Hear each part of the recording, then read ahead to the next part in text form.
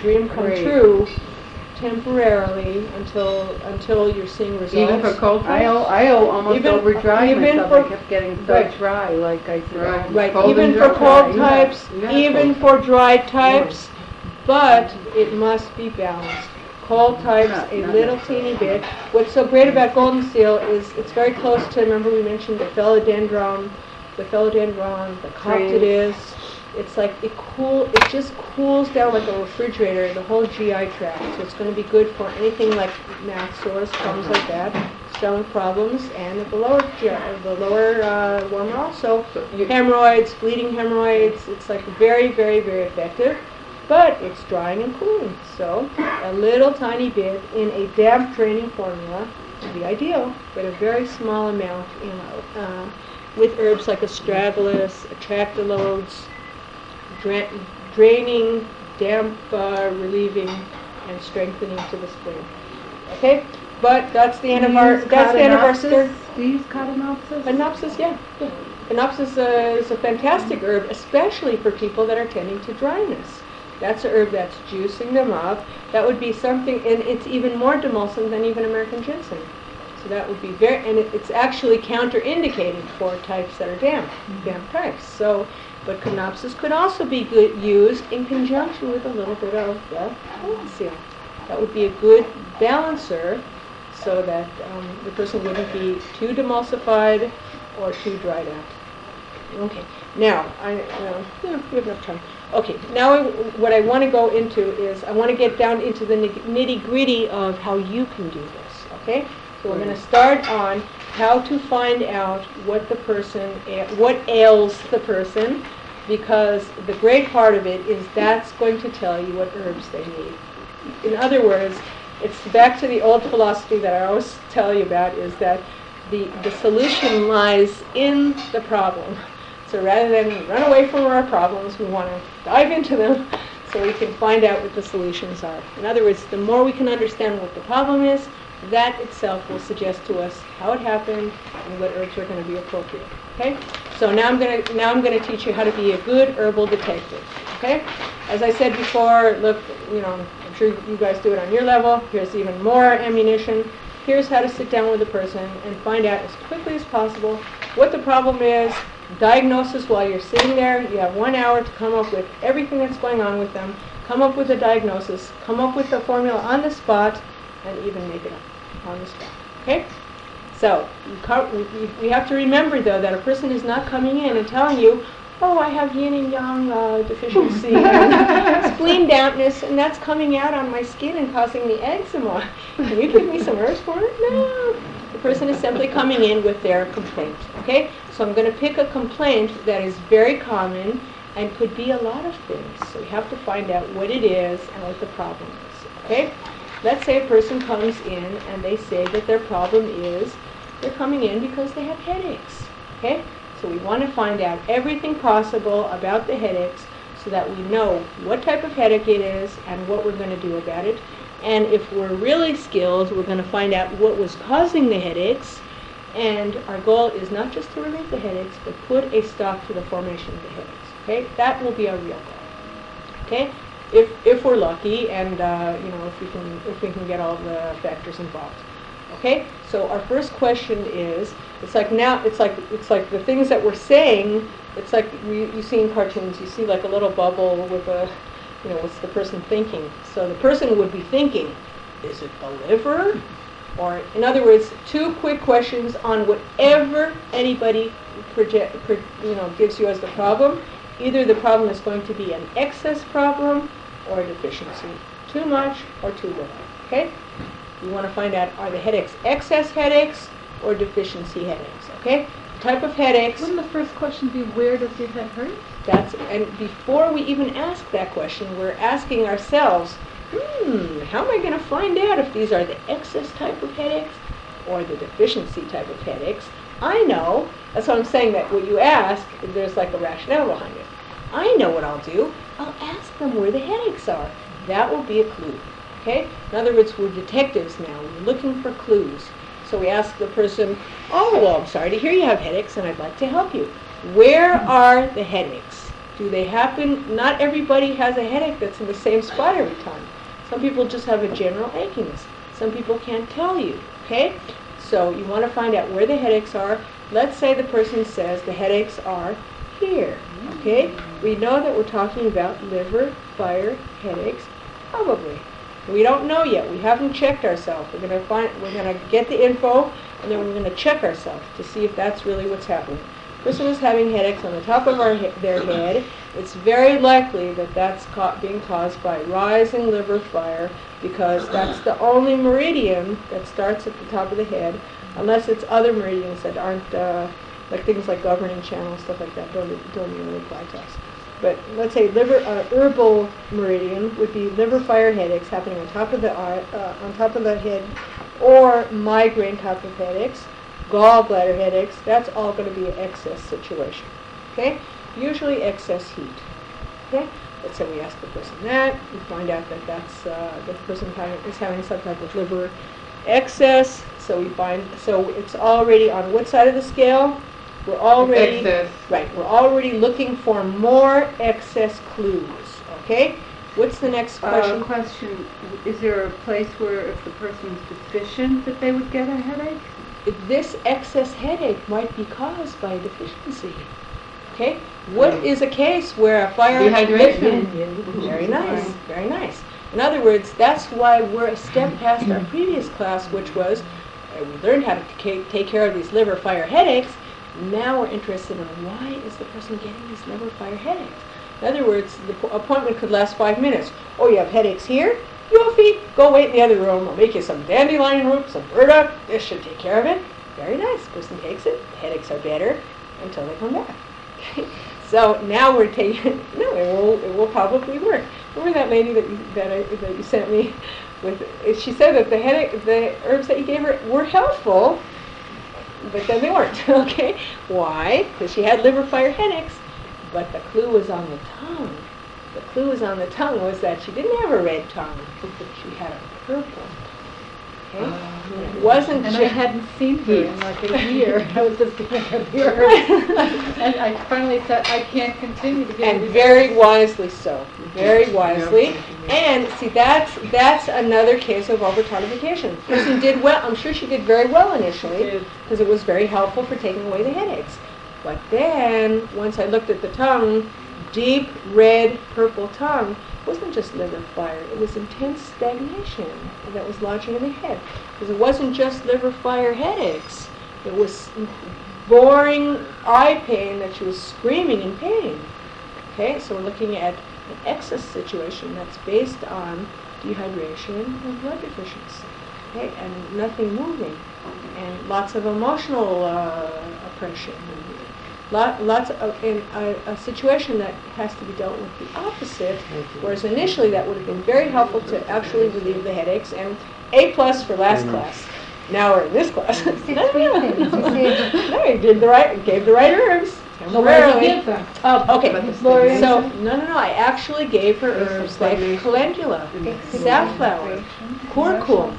Why would I give these heating herbs? Why? The stagnation of the blood. To start moving, leave these headaches. In addition, I gave her herbs that move the energy down. She also had horrible nausea. Okay, I also gave her lots of blood tonics, lots of yin tonics. Also, the woman's period had stopped. Okay, it stopped. Okay, so we gave her a lot. No, but you did nothing wrong.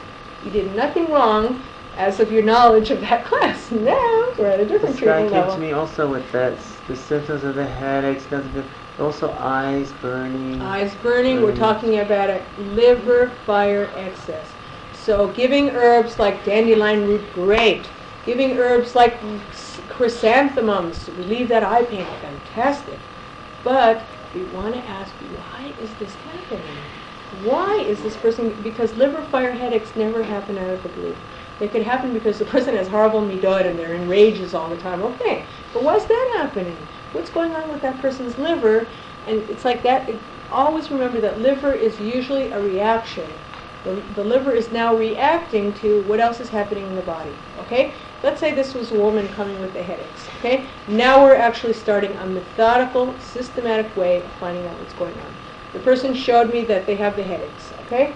I asked a few questions just to find out what the problem is, very generally. When people start pulling out medical things, very nice, I'll look at them afterwards. I don't want to know I don't want to know anything. I want to see your tongue, okay? Once I hear the initial symptom, once I hear the problem that they want solved, they may have hundreds of more problems, not even be aware of it, but I have to solve their problem. Next, I want to see their tongue. And the tongue is going to give me the information that I'm going to start fishing for now as the detective. If I see that the sides of the tongue are red, I know I really am talking about liver fire. If the person is having bad headaches, even intense liver fire headaches, and I see that the sides of the tongue are even white, scalloped, raised, I know that the situation is a different one. If I see that the tongue is red, not just in the liver, the whole tongue is peeled, no coating at all. Red generally, no, I'm talking about a yin deficiency situation.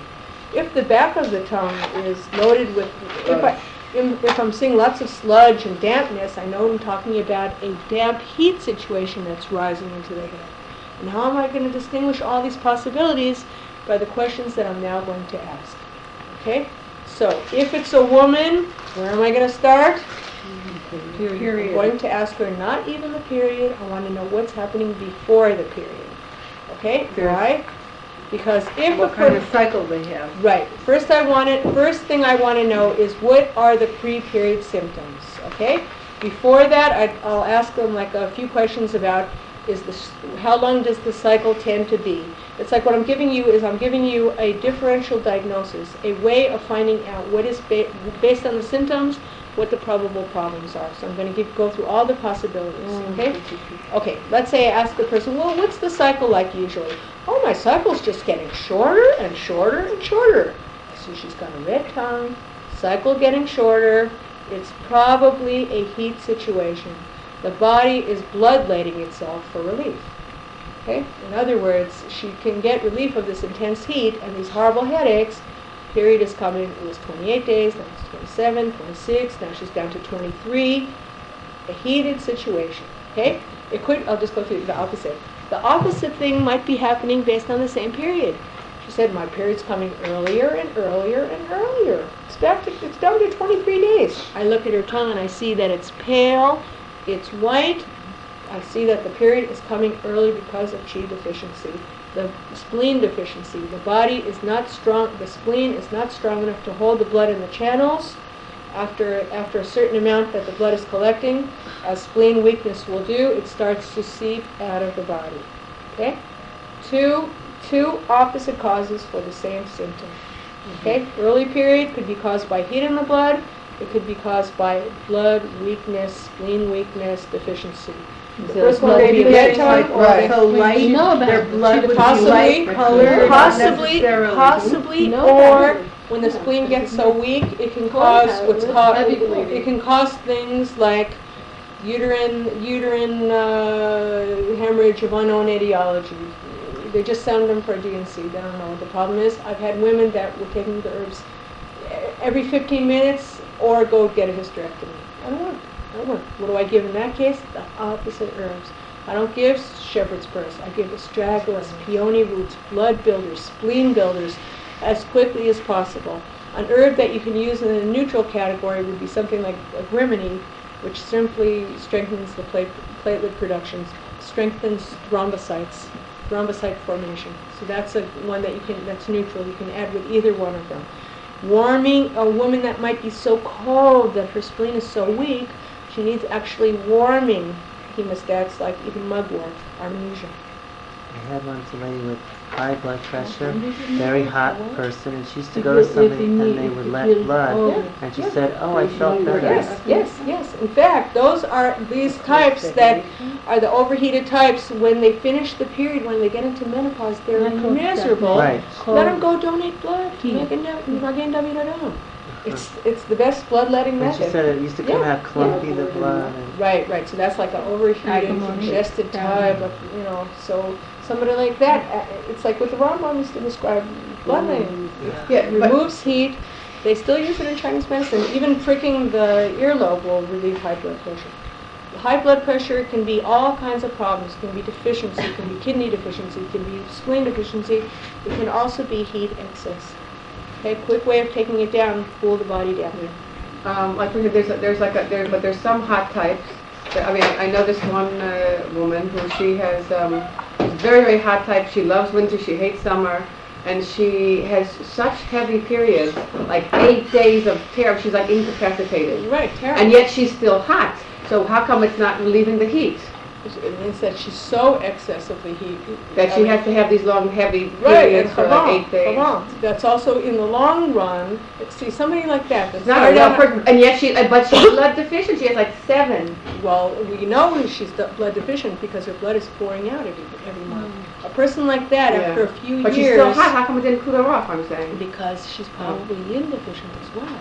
Well, It's like fluids are leaving the body at such a rate that she's probably getting Oh, she drinks like 30 cups a day or something. You know, Something unbelievable. and Goes so to the find bathroom 30 out times a what day. the urinary situation is. Also, she's probably pissing it out too. Well, they said someone could leave her house. Yeah, What did you say? yeah. It's not a joke. Some people. No, maybe that's why she doesn't like to leave her. She's like, I'm Yeah, tired. right. Live by yourself. So somebody like that, you want to get all the signs and symptoms and find out, because blood loss like that, I don't care what the cause is, it must be stopped, because that person is going to go into an early old age, an early. It can go into a disease process, and a few years of heavy bleeding, the person is surely going to be yin deficient, blood deficient, and on their way to serious problems.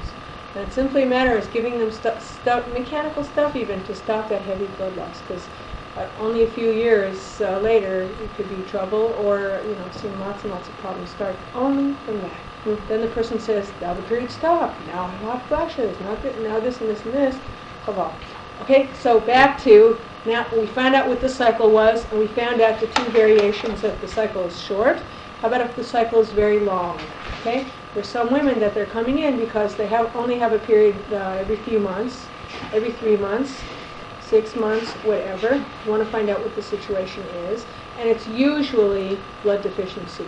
And that's why with these older women that the period has stopped, it's not going to help them at all to give them herbs like pennyroyal, tansy, rue, all these period bring-ons, because they don't have the blood to spare. In other words, the problem is blood deficiency, not that they need like stimulants to bring on. Those herbs are very effective when the period is a monthly period that's simply late. Very effective. Or a skip period, or from nervousness or traveling, it's been thrown off. That's a good category of herbs to bring it on. In other words, I'll give you a typical example is, I had a girl that had no period, so she was put on Diana, a hormonal agent that will bring on the period. This woman who is now about 22, she'd been on it for 5 years, was so blood deficient, it was like horrible. She was a pianist and she had no feeling in her fingers. She had such numbness in her finger, every symptom possible. Dizziness, numbness, every blood deficiency problem. The problem is that this hormonal agent, the Diana, was making her have a big blood loss every month. So she was getting worse and worse and worse. So the Diana had to be stopped, and I had to give her lots and lots of yin tonics and blood tonics and kidney tonics and et cetera, et cetera. And then after 6 months, the period started, and then it was okay after that. Okay? You have to have patience. So you have to have a They lot don't of have patience. patience. It's not calling you up. It didn't work. It didn't work. Right. With So what do you period do? thing, with bringing back the period, No, you tell them if it's such a long chronic condition, you have to realize it's going to take Right. longer. If you came to me in the beginning, it would go away faster. right, and that's why gynecological things, they must give it at least three months. At least 3 months, the time that would take for 3 cycles. And often you'll get it, often I start to treat menopausal women that their period stopped a long time ago for hot flashes, the period comes back. Why? Because I'm treating for blood deficiency and yin deficiency. And what do you know? Then they suddenly have enough blood, and then the period starts again. Okay, but back to our differential diagnosis. Back to what we want to ask to find out what. Okay, this is the nitty-gritty. If you really get this stuff down, you can go out there and do this, and then feel safe because you have all the right conditions down. Okay, so now we're going to find out with the period, if the period is now long. Also, if the period is coming infrequently, you have a lot more latitude in the sense that if the person has the period coming early, obviously this is unpleasant, this is bad for quality of life and shalom bias or whatever. You have to be very cautious with these women. You can't give them things that will cause them bleeding. If a person has the opposite problem, you have a lot more herbs that you can use. with comfort, and because if the period comes on, great, everybody's happy, it's no problem. Okay, so you want to find out when the length of the cycle is.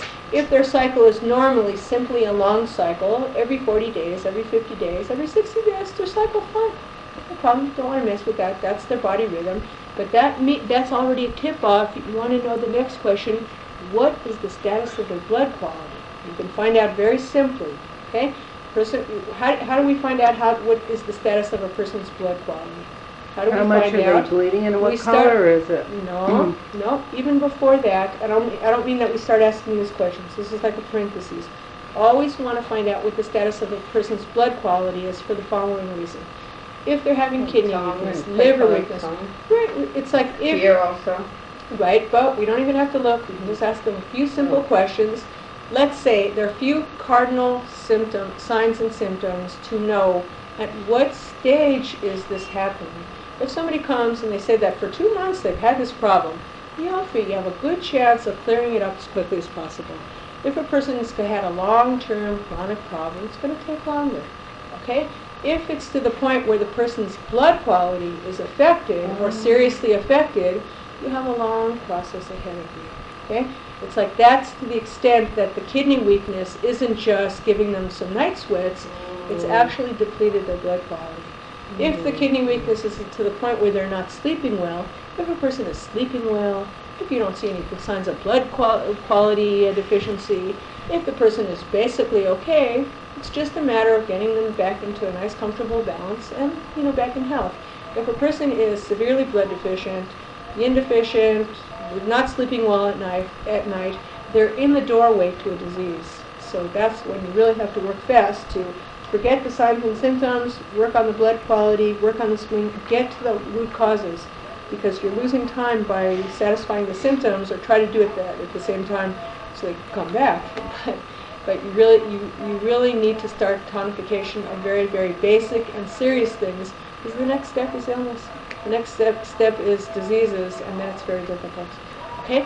So, back to the person, you're asking them about the period, if it's a woman, and now we want to find out what's happening before the period. The best thing you want to hear, what you pray to hear is, what's happening before your period? Any PMS things? Nothing. The person's liver is in pretty good shape. What was the question? No pre-period symptoms whatsoever. Fantastic. That's what you want to hear. In other words, the answer you want to hear is no. You don't want the person to have any pre-period symptoms. The person might not link what they're experiencing before the period to What if it's something like this breast pain or something non? breast pain. We already know that they have some degree of liver stagnation. Okay?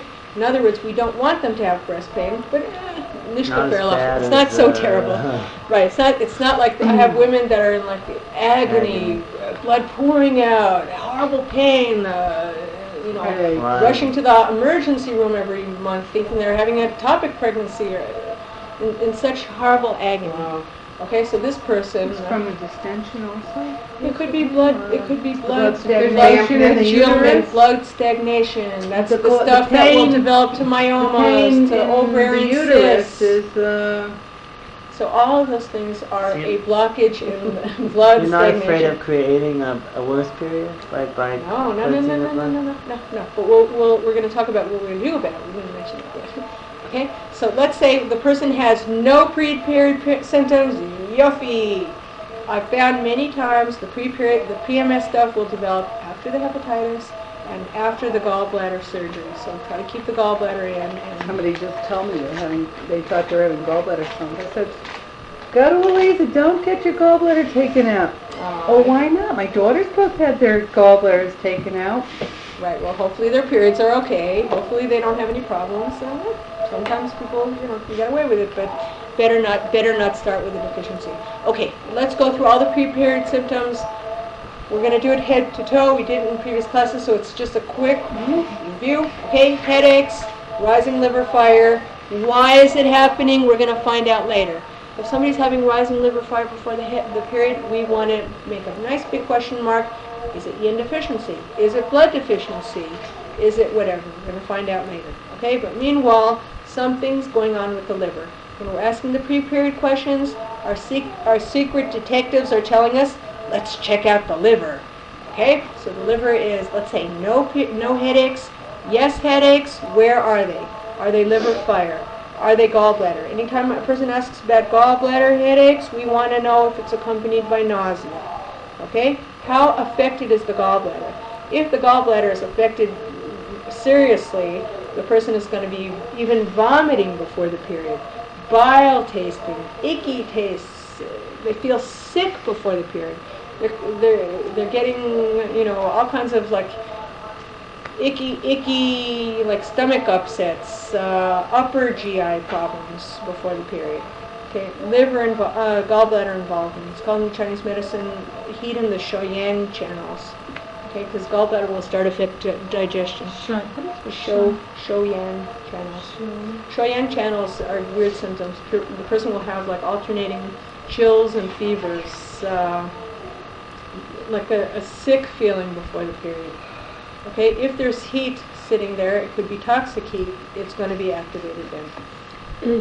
What every time I get myrrh, I'm so nauseous that I can't eat for hours. And what does that mean?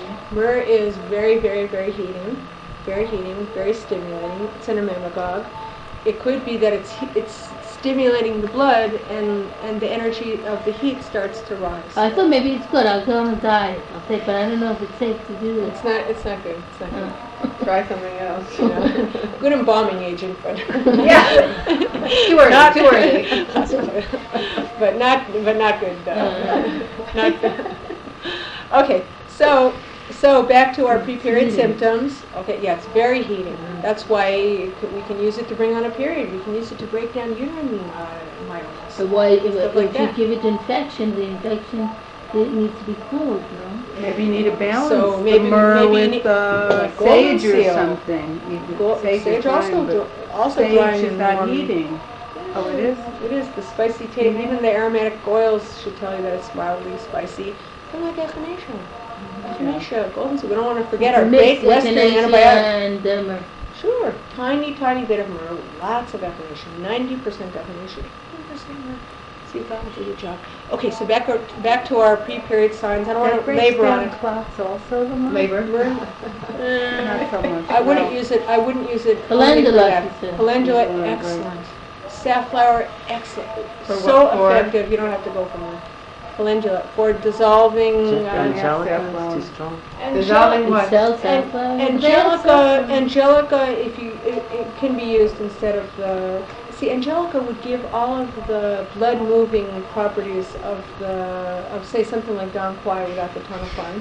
But for that purpose, you want it moving the blood. Give a So zest. it would be good, but you don't want to give it too big of a zest in a woman that has a very heavy period.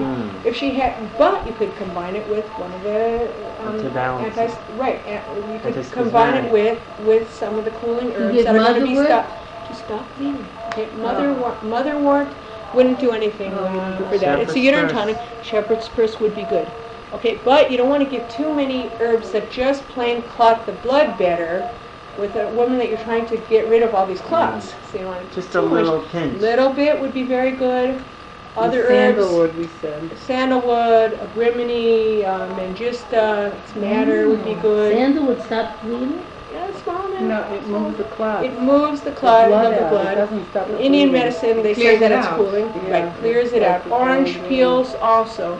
But those herbs are carminatives. They're not emmenagogues. What if somebody has brown, like they usually brown, and because of that they can't do the diet? So something like that, you don't want to give any kind of those herbs Yeah, whatsoever. what do you give? Then you want to give uterine strengtheners. It's just that the uterus can't get lots and lots of juicifiers, lots and lots of herbs to get more mucus production, Yin tonic, more yeah. secretions, yin tonics like marshmallow and shatavari and all this kind, and uterine tonics like squavine, lady's mantle, red raspberry would be a little bit weak for that. But these like uterine to strengthen the uterus to help it get rid of this stuff faster, and it's usual. I'm telling you, after examining thousands of women of this sort that are having the brown staining, you could always think that it might be a petza. Always send them to check if it's What a about petza. red sage? Red sage? You mean like Chinese sage? Selling Chinese, the Teresa? like Chinese red sage or No, they're selling the red Botzer, sage. yeah. No, they're selling, she has a root. It looks like Donquai, Oh, but I looked it up yummy. and it's red sage. Red Yeah. sage. So what? She has it, that's Wait, Western red sage? No, Chinese. Or Chinese. Chinese. Yuffie. Now that's an herb that could break down all that uterine masses. That's an herb that's superb for these women that are not getting the period because it's like they're Sage root, it's a root. sage root. Where do But they it's have it? real Where do they red. have it? Hadassah, yes. Hadassah. Yeah, I gotta Selling. get down there. We just, I don't know where just she got picked it in. up from. Wow, But it's much- real red. It comes out, mounts like blood. This is an herb that's used for in Red heart. sage. This is an herb that's used with fantastic results for heart problems. It increases the circulation. It both nourishes, Uterus moves and the blood, and it does what they call in Chinese medicine. It activates blood production. So it's not a blood tonic per se. It's not a blood Same tonic. effect. Right, it's the same effect. It's not a blood tonic like something like lysine berries. It's not a blood tonic like something like peony root. No, but it activates the body to produce more blood. that means it would help for iron deficiency. It would be excellent for iron deficiency. It would be excellent for circulation problems. It would be excellent for these women with tremendously painful periods and excess blood loss. But you would want to combine it with something that would check the excess blood loss that might cause. But it just breaks through blockages. Would be You great mean for myomos, uterine tumors. Like shepherd's purse. Shepherd's purse, cooling demulcent herbs it would need to be balanced with like marshmallow, slippery elm. You don't want to say comfrey, of course. Frotee, all these cooling So it's just 'cause almond it's too seal. dry. Because the sage is too dry. It's not that it doesn't have the action of Regular a sage, regular yeah. age. It's like Dong Quai, but for the blood, but for the circulation. Enters the heart. It's like it's a great herb for people with heart problems. It's that with something like hawthorn and leonoris. What, red must. sage? Increases cardiac perfusion, builds up the heart, builds up circulation. It's great for any With kind of hawthorn problem. berries Person and who what has else? high blood pressure doesn't Or- necessarily need that, do they? A person with high blood pressure. I mean, at all. This is more for people that have low blood pressure. Yeah. That's Oh, for uterine low blood deficiency. Weak, pressure. sluggish Weak Iron circulation. deficiency, no? What, this Right, recipe here? Yeah, this is for Red people. sage, hawthorn berries, and leonoris? Right. But leonoris, you said, I remember, Pam, you said that always tiny amounts, you said, no? No, tiny amounts for pregnant ladies. Uh-huh. Regular people can take 25, 30 drops, no problem whatsoever. Mamash, I've had wonderful results in smoothing out arrhythmias, heartbeat problems, palpitations. Okay, so back to we want to find out what the situation with Our Lady is, or anybody is. Remember, we're looking to see what's the quality of the blood. Tells us how terrible or not so bad the situation is. Okay, let's see how we get it. Oh, good, we're not so bad. Okay, so other pre-period symptoms. I don't want to belabor it again, please, because we did this in previous classes. So let's go through it head to toe. Okay, any of the head things? Wild yam Yeah. is a uterine problem? Wild yam Diaspora, you Yeah. mean, or Diaspora villosa? No, The wild yam. not the The Chinese. Mexican wild Regular yam. one, yeah. Mexican wild yam actually is a mid-warmer, lower warmer somewhat, but it calms down the intestines. Slows. It's good for gassiness in the intestines. It's good for. quieting No, we're talking about for the womb, for for contractions of the womb. It's a great antispasmodic generally, but it's not going to stop contractions. For that, Black Hawk. Yuffie, viburnum prunifolium with your weight in gold, if you can stop near miss, slowly, by getting those contractions stopped. What's false unicorn? A little bit, 5 drops of false unicorn will be enough of a estrogen boost and kidney strengthener. And black hog, Very is that the recommended. Marno? Is there Black any other? hog, 10 to 20 drops every hour. Oh, so you put 5 drops of proportion A little bit. So you're not allowed. A little bit. Five A little drops. bit It's is like actually homeopathic. right. A little bit is like homeopathic, and I've had much great results with it. It's very recommended. Yeah. A little bit, and a little bit of Vitex is also fine during pregnancy. A little bit. Okay, so back to our premenstrual symptoms. I'll tell you lots and lots of things that you may not even know. Wait, Vitex you're not supposed to But take let during people- pregnancy a lot? Vitex is actually quite safe in pregnancy. Oh. There's just no need to take it unless the woman knows Morning that she's low sickness. progesterone. morning sickness, it's not going to help during morning sickness because it's going to make the reason why the morning sickness is even more is that it's going to strengthen progesterone. So progesterone levels being high is what causes the morning sickness. So when ladies are pregnant and nauseous, we're happy. So we know we have nice high progesterone levels and giving the Wild Vitex. yam is Wild helpful yam, for nausea. right? Wild yam is helpful. Even a little bit of grains of paradise, the ammonium. Might be in here. Actually, I better Where sit do in we here. get these grains of paradise? From Chinese stuff. China, You have this, let's go to China. No, I can, Take a cruise. yeah. Hong Kong. Take an herbal paradise cruise. To China. More likely to be taking grains of We paradise. need a scholarship for that. Grant. That's what we'll do our next Go on an class. herbal, Yeah, it's Oh, not never on this. mind. Or maybe the Latin Society. name is here.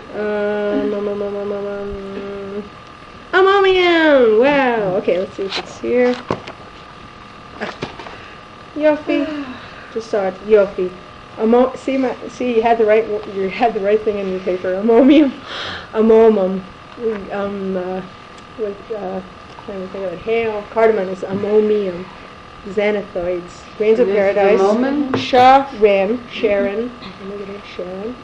Okay, it's drawing, So somatic, cardamom is digestive, harmony. related to it? It's no problem during pregnancy. Sedative to rest the fetus. Actually calms the fetus down. What does it do? Damp excess in spleen and stomach. Oppression in chest and abdomen. Sounds like citrus pills. Sounds like costus. Oh, you don't even know. Sounds like cypress. Sounds like all of these carminatives that buplorium, turmeric. Right, it's in that category. It's good for diarrhea, dyspepsia, nausea, and vomiting during pregnancy. Hey, I didn't lie to you. And for restless fetus. And it's in aromatic dehydrators or transform moistures. Just like, and magnolia is right next to it. There you go. Cardamom is related to it? Which? Because you kept on mentioning cardamom. It's like Rubus nigra, Rubus idaeus, Rubus. It's like viburnums, cranberries also. It's the same name but a different name. Okay, so there's grains of paradise. In this book, you'll find tons of research studies and everything. Okay, but fast, quick reference. You can find out what the herbs are with the Chinese names, etc. Okay, so back to our poor lady before her period. Let's say the woman is having breakout problems. Some people are coming just because of premenstrual acne or acne in general, but especially when it breaks out before the period, we know that extra heat that's happening before the period, there's got to be some dampness in the picture. We want to find out. By the way, what are all our Western standard great herbs for acne? Dandelion root, burdock, what are other ones?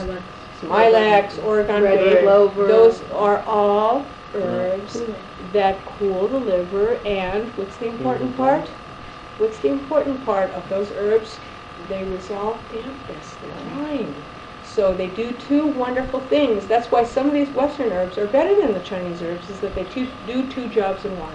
They cool the heat down, and they get the dampness out. That's what causes acne.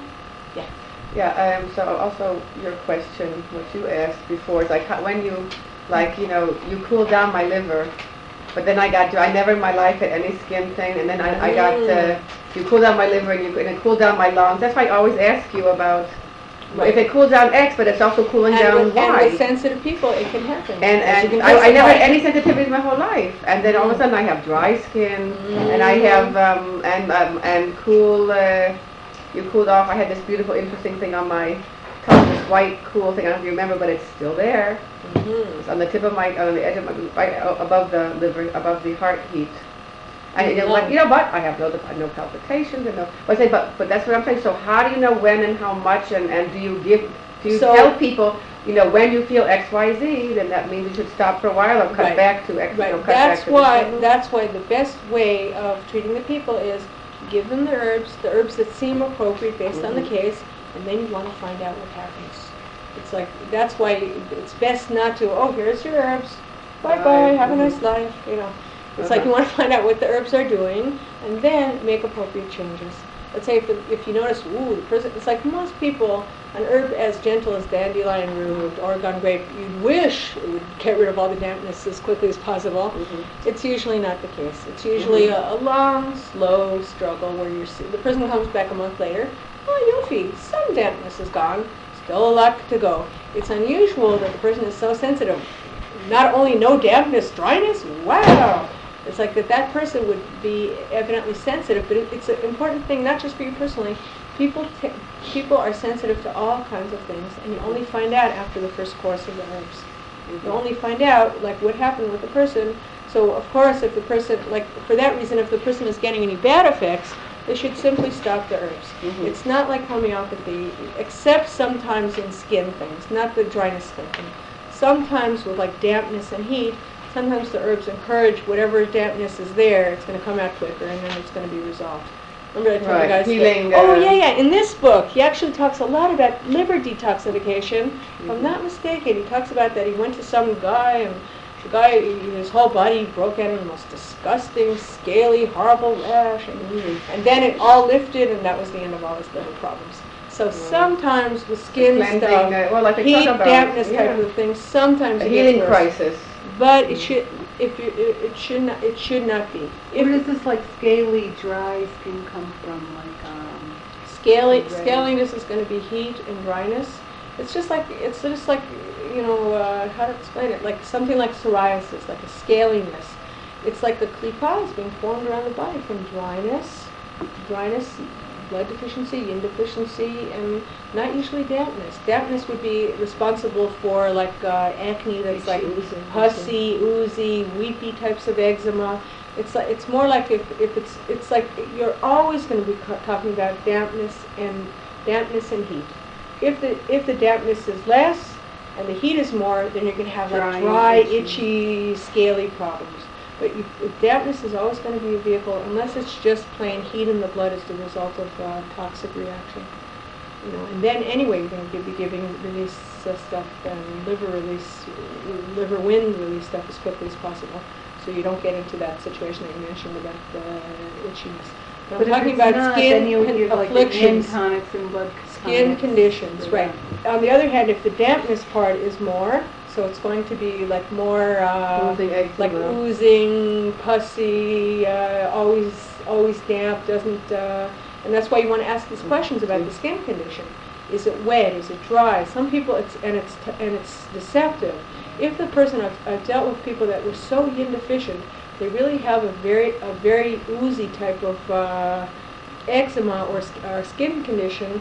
The problem is, or something with these type of like dermatitises, they don't even know what the problem is. Like these kind of things, they just can't tell. It's like all red. Usually the person is so overheated and so dry. Then you find out that after they scratch it, there actually is like a serous kind of like icky discharge underneath it. But their skin is so dry and itchy and flaky. It looks deceptive. Always look at the tongue. So you don't always make look for that. Put on Look for that yellow stuff. Things you can put on it can be healing while you're giving them the herbs inside. Yeah. It's like first you want the itchiness to stop, then you want the dampness to clear if the dampness is the main focus, or the heat. Okay, and that will be whether it's red or not. There'll be more heat. If it's more like icky and pussy and weepy and everything, then more in the dampness. And some people have these things break out before the period, so we want to examine what's happening. Okay, so really quickly, because we're not going to be able to do too much more of it, but we'll try. Okay, next comes chest. Is the person having breast discomfort, breast swelling, pain? Some women are having like stabbing pain under the arms, stuff like that. That's more than just liver stagnation. That's already involving lymphs. So you want to be giving some nice lymph draining herbs like cleavers, etc. But just suffice to say, if there is any stagnation happening in the chest, the woman will feel some type of breast stagnation. Okay, so we have a liver clue there. Next is, how about any aches and pains before the period in terms of cramping? Some women have the cramping before the period starts. When they get the period is relieved. Other patterns are that no pain whatsoever before the period. When it starts, horrible pain for a day or so. I've had women that have 5, 6, 8 days of horrific pain. That's, you're talking about blood stagnation. You've got to move that blockage, okay? Okay? So that's pretty much your liver symptoms. Some women actually have like shooting pain into the legs. Some women feel nauseous before the period. All of these are various modes of liver stagnation problems. Some women have a different type of headache before the period that we mentioned. Now we're talking a little bit about the deficiency. So that's pretty much the excess. Some women, oh, I forgot to mention that, lady reminded me. Some women have eye pain around the time of the period. Okay, excess Burning? eye burning. Some women tell me they get conjunctivitis every month before the period. In other words, the liver heat is going to the eyes and affecting them. So of course we want to give eye clearing herbs like eye bright, chrysanthemum, etc. But we can't forget the liver and why it's happening, which we didn't get into yet. Okay, other possibilities before the period are now going to involve the next complex of symptoms that are common before the period involve deficiencies. We're going to start with the liver deficiency that might be happening with the period. Liver deficiency we can spot on the tongue by sides of the tongue are raised. A raised ridge on the side of the tongue. It can be actually spongy. You can see mamash like this. Okay, there might be like a little bit of an orangish color. What is there on the side? The actual tongue by itself. It's like suddenly thicker on the edges. It's thicker on the edges. It might be that the sides of the tongue, I've seen the tongue is actually a pretty okay pink color. Sides white. Sides orangish. Sides, I've seen even the combination of spleen-yang deficiency in that I'm seeing scallops, but the scallops in that area are white. And the rest of the tongue is a normal tongue quality. Liver blood deficiency. The type of headaches that will be caused in a person that has that problem is, the period's going to be a big problem for that type of person, is that the period is going to exacerbate her liver blood deficiency. You're talking about now the same heat, or you? No, we're not talking Yeah, about it at all. Deficiency now, liver deficiency. We're talking about now, liver not the fire. excess where the heat is like that. Now we're talking about a different type of headache, and these women typically get PMS headaches. They can be terrible. It's the result of not enough blood. Not enough blood is nourishing the liver, because what's happening with the liver right before the period? It's like the Storing up the it's like food. right. Or it's releasing it to It's like, exactly. It's like right before the Working period. hard. It's like the week before the period. The liver's working extra hard, storing up more blood. That's why the blood deficiency symptoms are going to show up then. Less blood for the extremities. What's going to happen as the liver starts to release the blood, so that it starts to fill up? This isn't Western, premenstrual Releases situation. the blood for the period? First of all, the liver is carrying the blood to the uterus, which will, after that week of filling up, then be released if there's no fertilization happening. Okay, so the liver is actually getting gradually less and less blood to nourish it. So if that's happening, you're not getting so much of a stagnation problem. You're getting a liver